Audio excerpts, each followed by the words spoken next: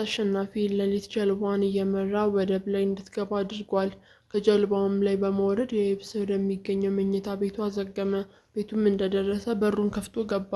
በሩንም ዘጋና ልብሱን አወላለቀ። ገላውንም ተለቅልቆ ጥቅልል ብሎ ተኛ።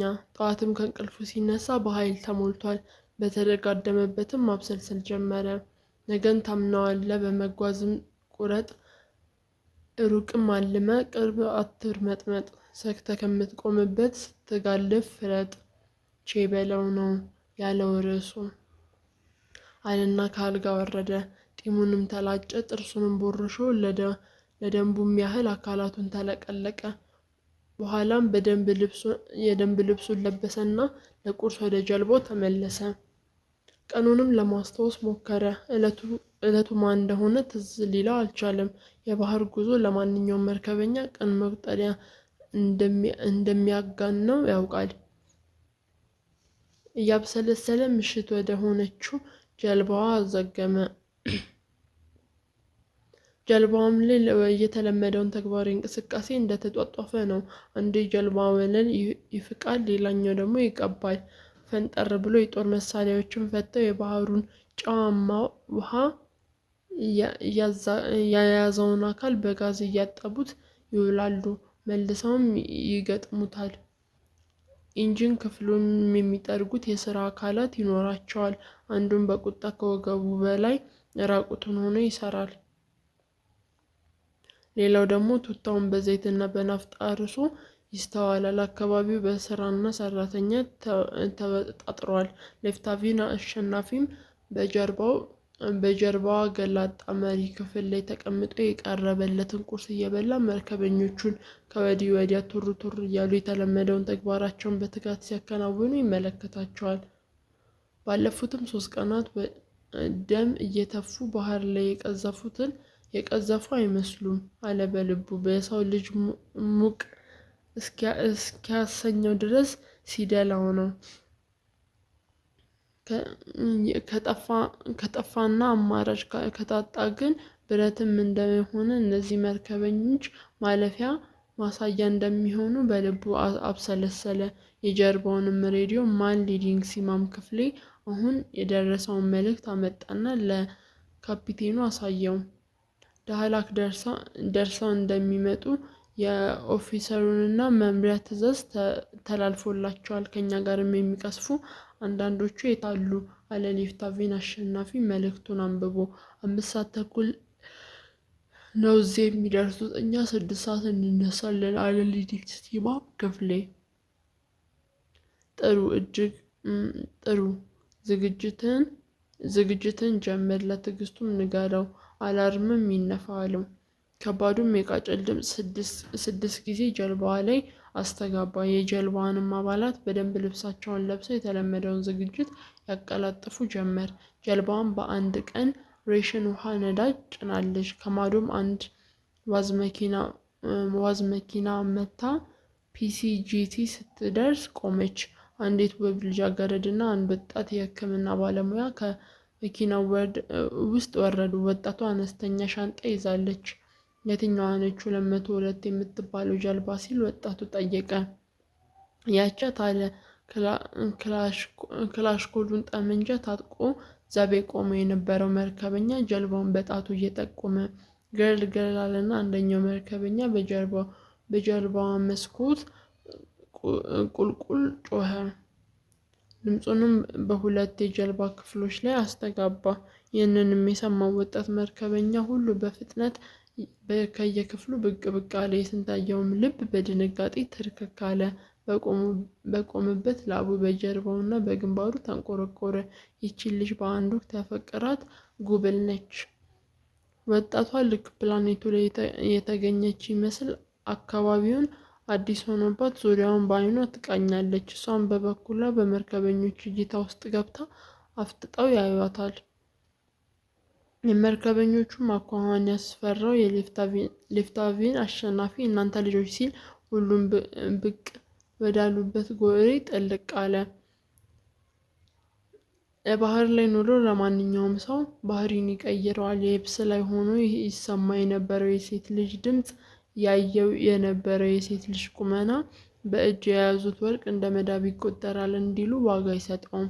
እዚህ ግን ሕይወት ነጥላ መኖሪያዋን መመገቢያዋንና መስሪያዋን ከወንድ ዓለም ውስጥ ስለተነጠቀች ባህሪውን ይቀይረዋል። ስለዚህም እንደ ዛሬ ጠዋት ድንገት አንዷን እንስት ጀልባ ላይ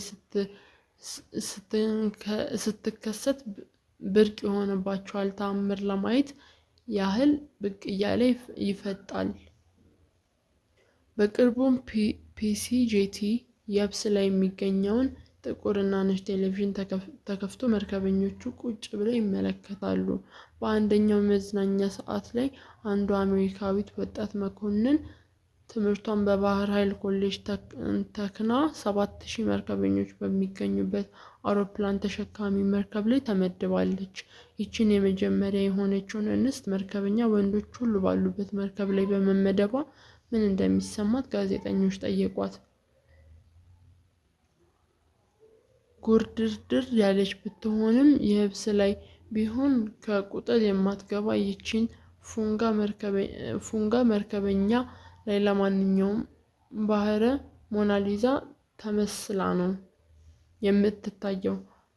እሷም ስትመልስ በጣም ተደስቻለሁ። ሁሉም መርከበኞች የማያቸውን ልክ እንደ ወንድሞቼ ነው አለች።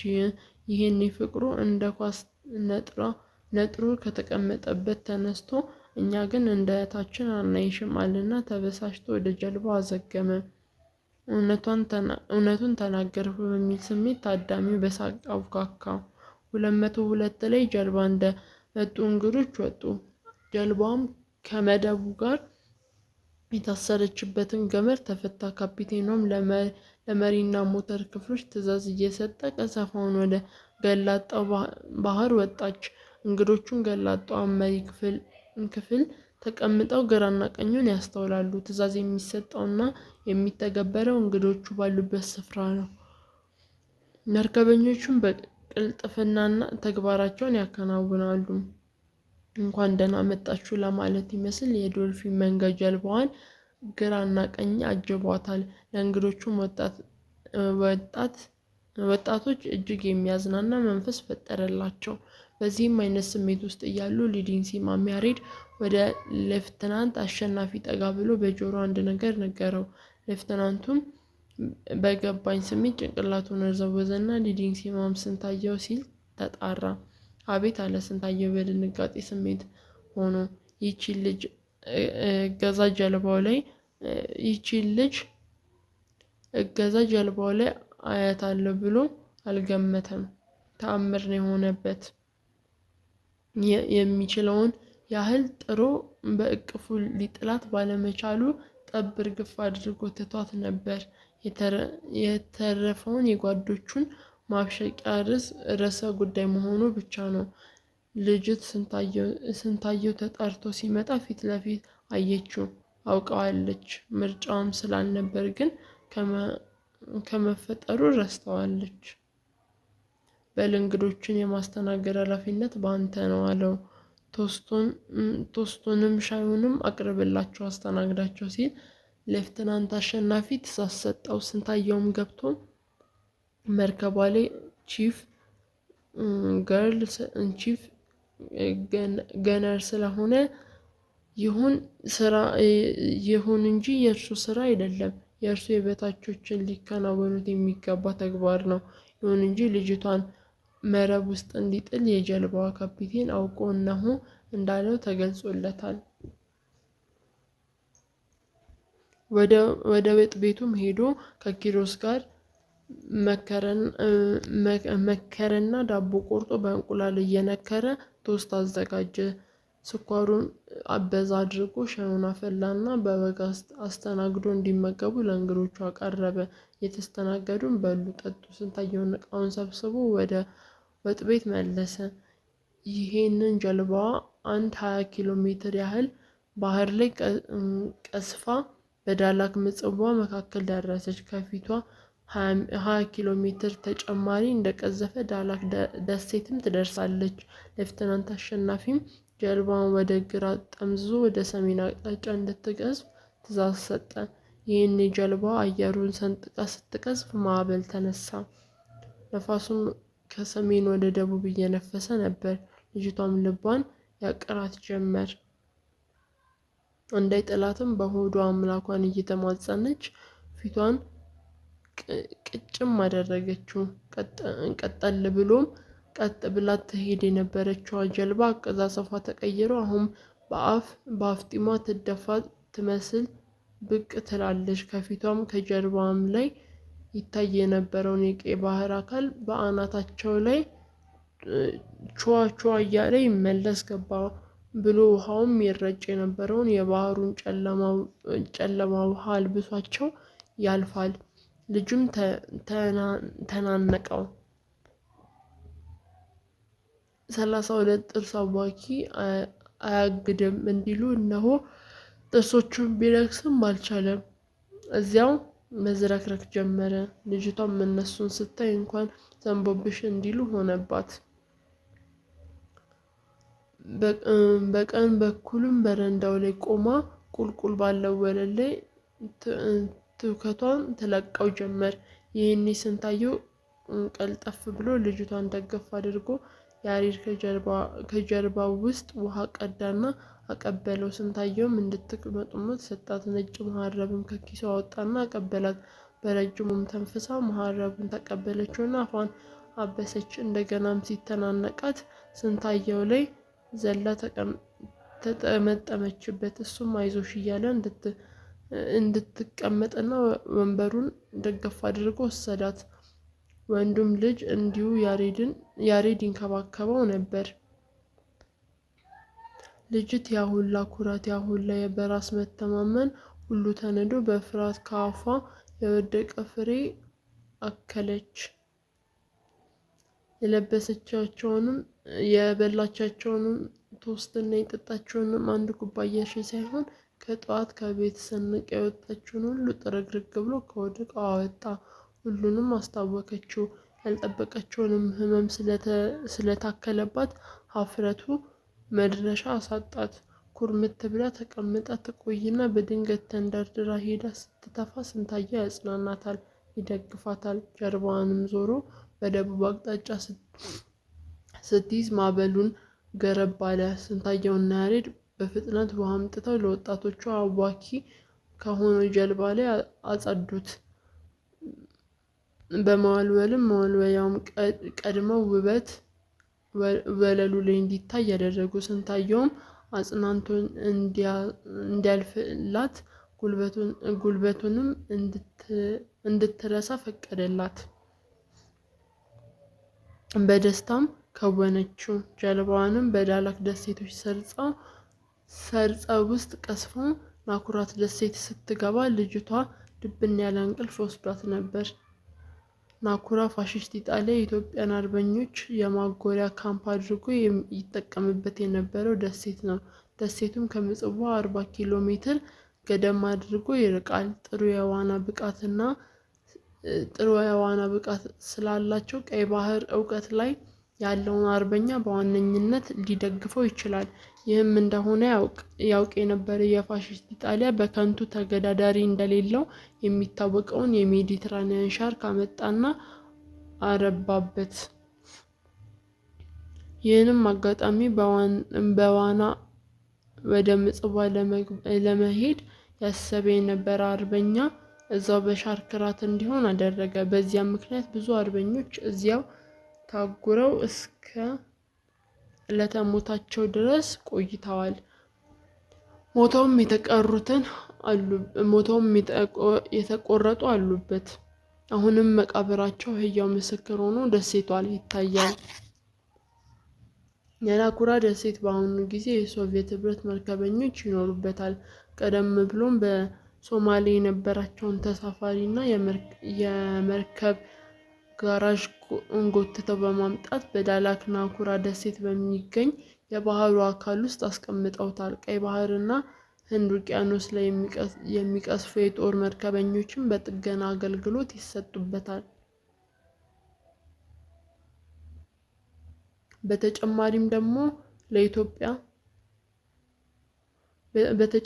ደግሞ ለኢትዮጵያና የየመን መርከበኞች የጋራዥ አገልግሎት ይሰጣል። በእርግጥም እንደ ጦር መርከበኝነቱ ኢትዮጵያ አይነት ግዙፍ መርከብ ለእንደዚህ አይነት ስፍራ ላይ መጠገኑ ማግኘቱ መታደል ነው።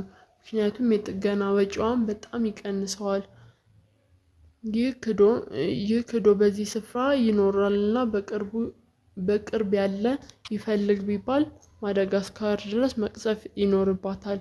ናኩራ ላይ የኢትዮጵያን ባህር ኃይል ትንሽ ማረፊያ ሲኖረው የሩሲያን ግን በሀገራቸው ያህል ቤት ሰርተው ይንሳፈፉበታል።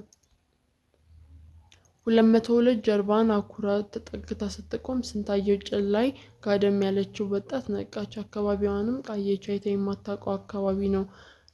ህመሙ አልፎ ሙሉ ጤናማ ሆናለች። እንዲህ ነው የምትኖሩት አለችው በለሆሳስ። አዎ እኛ ለምደነዋል። እንዳየሽው ከእኛ መካከል የታመመ የለም። አንቺና ጓደኛሽ አዲስ ስለሆነባችሁ የተናወጣችሁት። ይህንን ያህል አክብደሽ አትዩ መለሰ ስንታየው። እሺ በጣም አመሰግናለሁ። አወት ግርማይ ይባላለሁ። ባጸ ስትመለስ መገናኘት አለብን። ስንታየው ገመቹ ይባላለሁ። ደስ እንዳለሽ አለና ተዋወቃት። ያሬድ ፍስሐዬ ነኝ። አንተ ማን ልበል አለው። ወጣቱ ያሬድን ተገርሞ ሞክሼ እንደሆነ እየሳቀ ነገረው። ሞክሼንን እንደ የሚደነቅ ነው። ውለታህን አልረሳም። ከተመለስን በኋላ ባጸህ እንገናኝ። ደስ ይለኛል። ስልኬን ያዛልና ያሬድ ቁጥሩን ነገረው። ሞክሼም የመርከበኞቹን ውለታ ልቡን በጣም ነክቶታል። የሚገርም ነው። ዳህላክ ደሴት ላይ የሚኖሩ በማህበረሰቡ ክፍሎች ሕክምና ልንሰጥ እንሄዳለን ብለን ራሳችን ታማሚ ሆንን አለችና አወት የትግራይ ተጽዕኖ ባለው አማርኛ እንዳይደንቅሽ ያጋጥማል።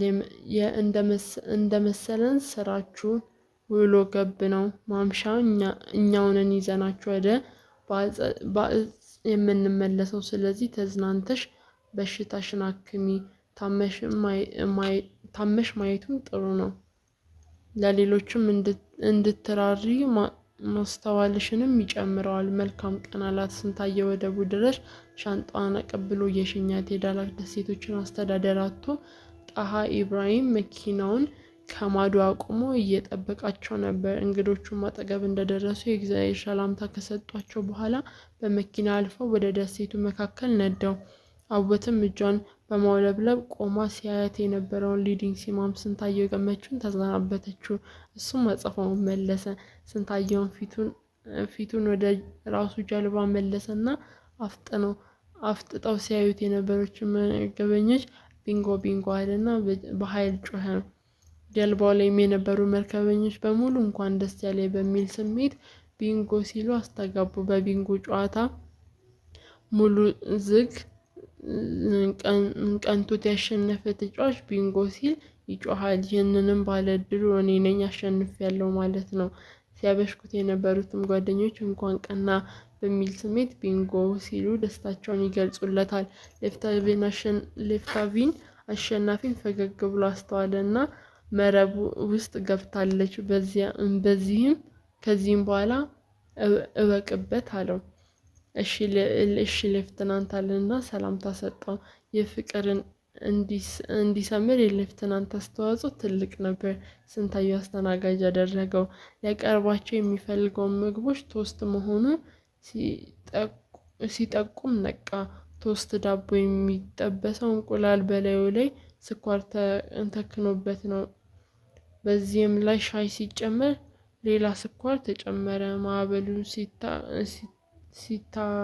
ሲታከል ምንም እንደሚያስመስለው መርከበኞቹም አሳምረው ያውቃሉ።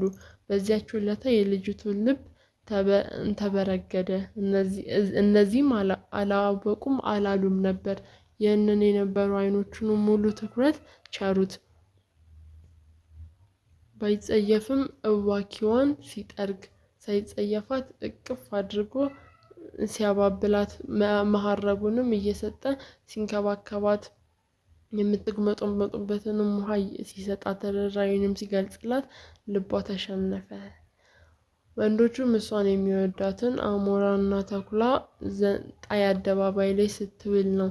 እንደዚያ እየተዝረከረከች ኤጭ ቢላት ኖሮ መፈጠሯን ትጠላ ነበር። በዚያ ሁኔታ ላይ እያለች አለሁልሽ ብሎ ከጎኗ በመቆሙ ከልቧ ተሸነፈችለት። እጇንም እንድትጠርግ ያደረገበትን የቶስትና የሻይ ወጥመድ በመሆኑ በፍጹም አወት ግርማ አላወቀችም። ናኩራ ደሴት የሚገኘውን የሶቪየት ህብረት መርከበኞች መጠገኛ ጋራጅ አጠገብ ጀልባዋ 202 ተጠግታ ቆማለች። ሰዓቱ ከምሳ ሰዓት ትንሽ ረፈድ ያለ ቢሆንም መርከበኞቹ ግን የዕለት ምግባቸው እስኪደርስላቸው ድረስ አባት አሁንም የምሳ ሰዓት ነው አለና ለመርከበኞቹ እንዲመገቡ አበሰረላቸው። ጋራዡ ላይ 2 የሶቪየት ህብረት ስሪት የሆኑ ኤስኤስ እና ቲቢ የተባሉ የኢትዮጵያ የጦር ጀልባዎች እየተካሄዱ ነበር። ኤፍኤስ የሚሳኤል ተሸካሚ ስትሆን አንዳች የሚያክሉትን 4 ሚሳኤሎች ጥይት ማስወንጨፍና አቧሙዙም አላት። እያንዳንዱ የሚሳኤል ጥይት 500 ኪሎ ሜትር ሲመዝን የአንዱ ዋጋ እስከ 500,000 ብር ያህል ያወጣል። ቶርፔዶ ተሸካሚ ጀልባ ቲቢ እንዲሁ ከጠላት ጀልባ ጋር እየተጋጨ ግብዓተ ባህር መፈጸም የሚችል ኃይል አለው። ይህችን ቶርፔዶ የምትገናኝበትና በተጠንቀቅ ላይ የቆመውን ጊዜ ወስዳ የምትቀስፍበት በባለሙያዎች አማካኝነት በ4 አፈሙዞች እንድትጎርስ አደረጋት። እያንዳንዱንም ጥይት በ300 ኪሎ ግራም በላይ ክብደት አለው። እነዚህም አይነት ጥገና በሚወጡበት ጊዜ ይህንን አውዳዊ መሳሪያ አትታጠቁ። በአንድ አይነት ግጭት ራሳቸውን አሊያም የመርከበኛውን ጥገና ጋራዥ እንዳያዩት በመግሳት ለቅድመ ጥንቃቄ ጥይቶቹን ወደ መርከብ እንዲሆን ሆርሻ አፈራርገው ላያቸው ላይ በተጠመደው በከባድ መትረየስ ራሳቸውን አጅበው ወደ ምጽዋና እስከ ዳላስ ድረስም የሚቀስፉበት ሆነ።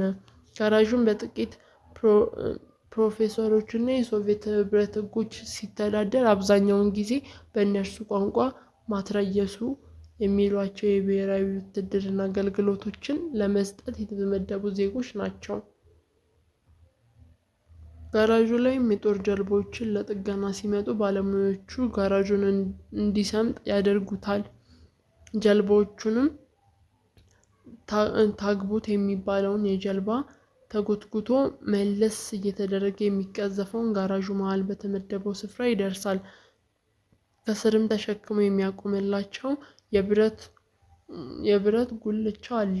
ልክ እንደርሱም መርገጣቸውን ባህር ጠለቆች ውሃ ውስጥ ጠልቀው ያረጋግጣሉ። ለአለቆቻቸውም ስራ በአግባቡ መከናወኑን መረጃ ያስተላልፋሉ። በዚህን ጊዜም ጋራዡ በተገለጠበት ሞተር አማካኝነት ሽቅብ ከፍ ሲል ውሃውን በጎን ጎን ይፈሳል።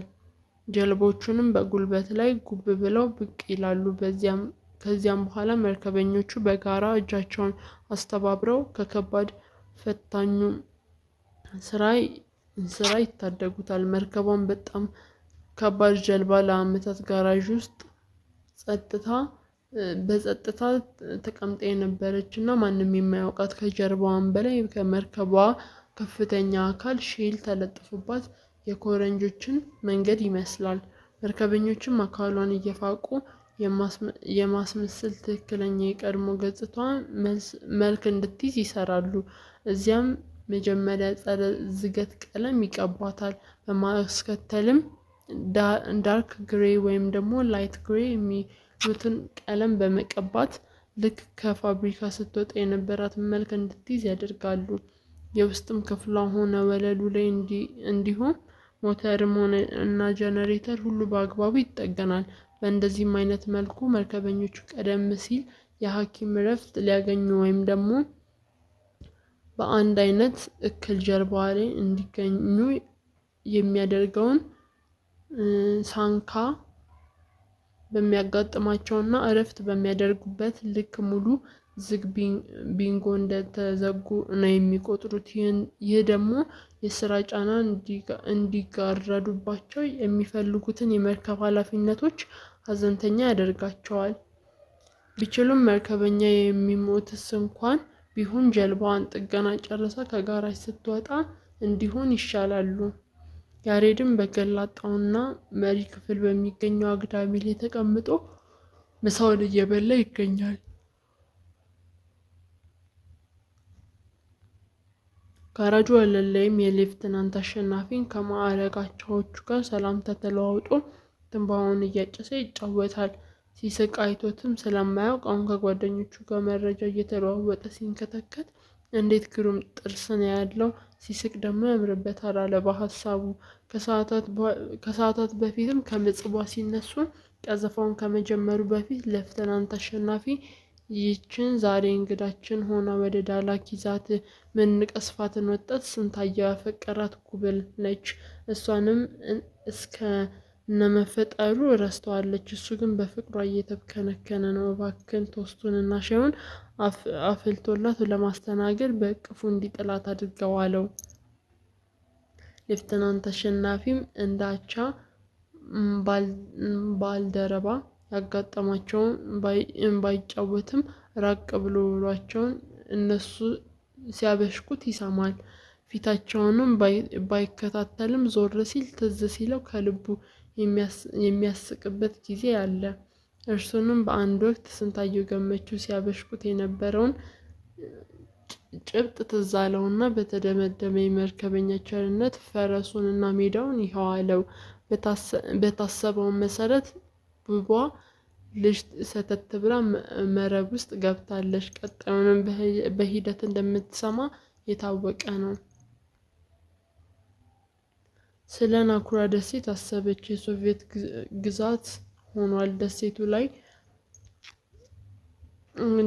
ላይ ጊዜያዊ መኖሪያ አንጽተውበታል። ከፍተኛ ስራም ሲኒየሮች መኮንኖች ሲመሩትም ማንኛውም የቴክኒክና የጉልበትና የዘብም ሆነ የማከናወን ድርጊት ብሔርተኞቹም ወታደሮቹም ቢሆን እነሱ ራሳቸው ናቸው። በዚህም አገሪቱ ከፍተኛ ወጪ ቆጥባለች። ይሁን እንጂ ሶቪየት ህብረት የምታክል ግዙፍ ሀገር ላይ እነሱን የሚያውቃት አንጻር ልጆች አልገነባችም። ምን ያህል እንደሚያውቋት በመመርመር በበርካታ ብሔራዊ ወታደሮች ላይ አውግታለች። ብዙዎቹ በአሁኑ ጊዜ ናኩራ በሚባል ደሴት ላይ የሚኖሩ ናቸው። የዚያን ደሴትና በቀይ ባህር ዳርቻ ላይ እስከ 1800 ኪሎ ሜትር የሚረዝመውን ክልል ባለቤት ኢትዮጵያ እንደሆነች ማንም አያውቅም። ስለ ትምህርታቸው አሰቡ። 10ኛ ክፍል አጠናቀው ነው ለብሔራዊ ውትድርና አገልግሎት የሚመለመሉት። ይሁን እንጂ ከራሳቸው ሀገር ውጪ ስለ ውጭም ዓለም ሆነ ምንም አይነት እውቀት የላቸውም። የሀገራቸውን የትምህርት አሰጣጥ አሰባ 5ኛ ክፍል ላይ አገራችን የሚል ርዕስ የተዘጋጀውን መጽሐፍ ተምሯል። 6ኛ ክፍል የህብረተሰብ ትምህርት ላይ ዓለማችንን እንዲያውቅ ተደርጓል። ይሁን እንጂ አገራችንን ቢማርም አባይም በዓለም ላይ ረጅም ወንዝ መሆኑን ያወቀው በራሱ ንባብ ጥረት ነው። አገሩን ቀይ ባህር የሚል ግዙፍ የባህር ክልል እንዳላት ያወቀው በትምህርት ቤቱ ህይወቱ ነው። ትውልዱን ይህንን የአባይን ወንዝ መማር አለበት፣ ማወቅ አለበት የሚል ተመራማሪ ለምን አላስቀጸመውም ሲል ጠየቀ። የራሱን መላምት ለማስቀመጥ ሞከረ። ወይም አስተማሪውን በአመታት ርዝበት ዘንግቶት ይሆን? ጃንሆይ አባይን ገድበው የድርሻቸውን መጠቀም ራዕያቸው እንደነበር 100 ብር ላይ ያለው የግድብ ምስል ትውስ አለው። ይሁን እንጂ መመኘት ካልሆነ ተግባራዊ እንቅስቃሴ ላይ አጋሮቻቸው ዓለም አቀፍ አበዳሪዎች ተቋማት ምንም አላዘጋጁላቸውም። ድጋፍ እንኳን ሊያደርጉላቸው ቢጥሩ ግብፃውያንን በየትኛው አቅማቸው ነው ታግሰው ስላሉ አንዲት ጋን የምትጠራጠረው ያውቃሉ። በቀድሞም የግብፅ ፕሬዝዳንት አንዋር ሳዳት የናይልን ውሃ ወደ ሲናይ ለመጥለፍ ከወሰዱ በኋላ የኢትዮጵያን ፍቃድ ለማግኘት አልሞከረም። እርምጃቸውን ካልወደዱት ገሃነም መውረድ ይችላሉ ብለው እብሪት የማትሞላ አባባል በቀጥታ ወደሚመለከተው ሀገራቸው ነው። በእንደዚህም ረገድ ላይ ስለ አባይ ትንፍሽ ሲሉ ውርድ ከራሴ ሆኖላቸው በትምህርት ሲገሩት የሚሾሙትን ትውልድ ስለ አባይ እንዴትም ቃል ሳይናገሩ ከውሃ ውጪ 85 በመቶ የምታጣውን አገር የአባይን ልጅ ውሃ ጠማው እያለች ጭጭ ማለቱን እንድትመርጥ አድርጓል። ውስጣዊ ስሜቷንም ቢሆን ማንም ሊረዳው አልቻለም። ቢሆኑም መዘዙንም በመፍራት የአባይንም ሀገር አንጀታችን እስኪያር ድረስ ታጥቀን ተቆጣጥረነዋል። አባይንም እንድናውቀው አድርገዋል። ያስተማሩን እንጂ በአመዛዛኙ በትምህርት ተግባራችን ላይ ክህሎት እንድናዳብር አላስቻሉንም። በዚህም የከሰረው ትውልድ አልባ ሆኗል። ሁሉንም የማናውቀው በአንድ ንድፈ ሀሳብ ብቻ የአባይን ኃይል አባል መሆኑን በዚህ አጋጣሚ ወደደው። ንድፈ ሀሳቡንም አስተማሪት ያለንንም እውቀት መርከበኞች ላይ ተግባራዊ ያደረገ። ተግባሪቱንም እንዲቀጥል ግን ከ1966 አብዮት አደነቀው። በኢትዮጵያን ባህር ኃይል ውስጥ የመግባቢያ ቋንቋ እንግሊዝኛና ፈረንሳይኛ ነበር። ፈረንሳዮችንም የእንግሊዝኛ ቋንቋ መማሪያ ቤተ ሙከራ ምጽዋም ሆኖ አስመራ ቢሆኑ አብዮታዊ ከዓለም አቀፍ ቋንቋ ይልቅ አብዮታዊ እንደ ሰደድ እሳት ለመቀጠል አማርኛን ተመረጠ። አማርኛውም ግን ወንዝ እንዲሻገር አላደረጉትም። የሚተኩትንም መጽሐፎች ሳይፈጠሩ ያለፈውንም ታሪክ የሚያስተምሩት መጽሐፍ ሁሉ ወደ ፊውዳሊዝም ጥሪቶች ተብለው ተቃጠሉ። በዚያም ዓለም ታላላቅ ምርምሮች የሚካሄዱበትና በወታደራዊ ተቋማት ነው። በዚህ ረገድ የአሜሪካ ባህር ኃይል ላይ ያነበበውን ሁሉ ትውስታ አለው። አየር ኃይሉም የምድር ጦሩን አሰለጠነው። ባህርም የየብስን አየር እንዲዋጋ ነበር የሚሰሩት። እኛ ዘንድ ስንመጣ በተለያዩ ዓለማት መኮንኖችን የሚጠሩበት ቋንቋ ተግባር አላቸው። ንድፈ ሀሳቡንም ከማመንጨት ውጪ ከቋት ጠብ የምትል አንድም እውቀት የለም። እንዳይመስል 3 መኮንኖችን አሰበ። አንደኛው ኮማንደር ሩሲያዊ ከኛ የገዛቸውን ጀልባ ሆነ መርከበኞችን ከሶቪየት ህብረት ነዳጅ ውጪ እንዳይጠቀሙ ብሎ የፈጠረውን ግዳጅ መክሮ ሀገራቸውን ከየትኛው ሀገር ሸምታ ያቀረበችላቸውን ነዳጅ መጠቀም ችላለች ብሎ በኃላፊነት እንቅስቃሴውን ጀመረ። አስተዋይ የሆኑ ጥቂት አዛዦች እገዛ ተጨምሮበት ተግባራዊ እንቅስቃሴው ሰመረ። ሲነገርም እንደሰማው ይህ ኮማንዶ መሰረቱን የንጉሳዊ ቤተሰብ ነው። በጸረ አብዮቱም ኮነን መስዋዕትነት የሚከፍሉትን ቢገባው የሀገሩን ጉዳይ በማስቀደም ትላልቅ የጀግና ገድል ፈጽሟል። ሀገሪቱን በሚሊዮን የሚቆጠር ብር ከማጣት ታደጋት። ማንም ግን ይህንን የዚህን ጀግና ገድል አስተውሏል ይበል ሲባል ባይሰማም የመላው በኢትዮጵያ የባህር ክፍል መርከበኞች እጅግ በጣም የተከበረ መኮንን ነው። ይህንን ኮማንዶ በአንድ ወቅት የባህር ኃይሉን ነጭ በነጭ ጆንፐር ዩኒፎርም ለብሶ ኤፍኤስኤስ ጂቲ ተገኘ።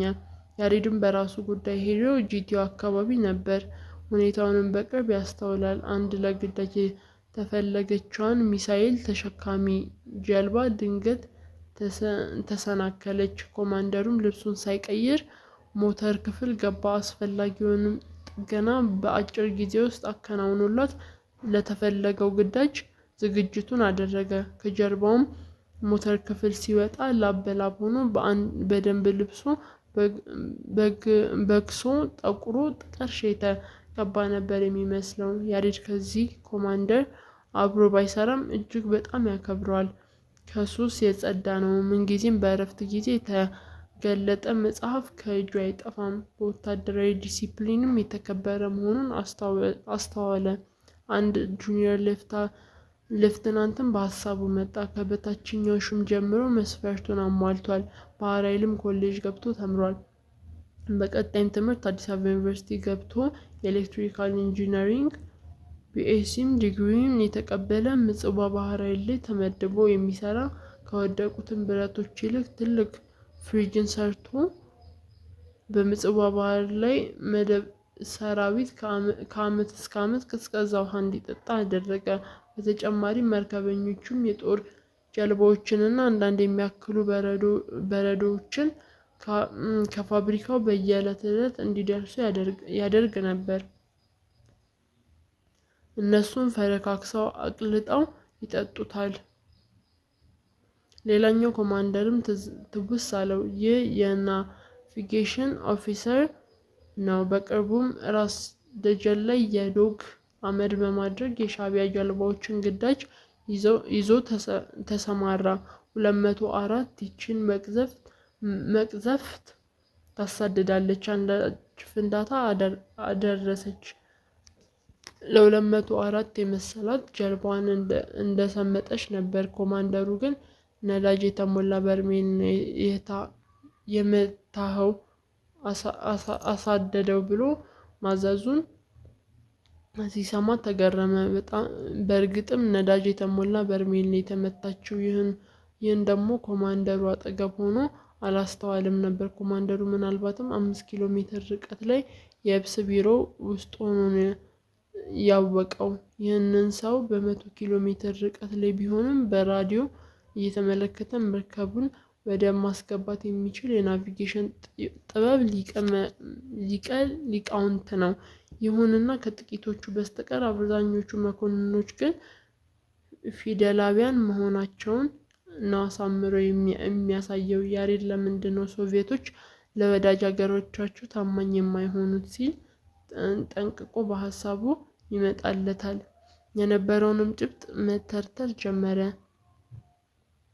ሲነገርም እንደሰማው ከሆነ በሁለተኛው የዓለም ጦርነት የተጠቀሙባቸው የአገር የጦር ጀልባዎች ነበር።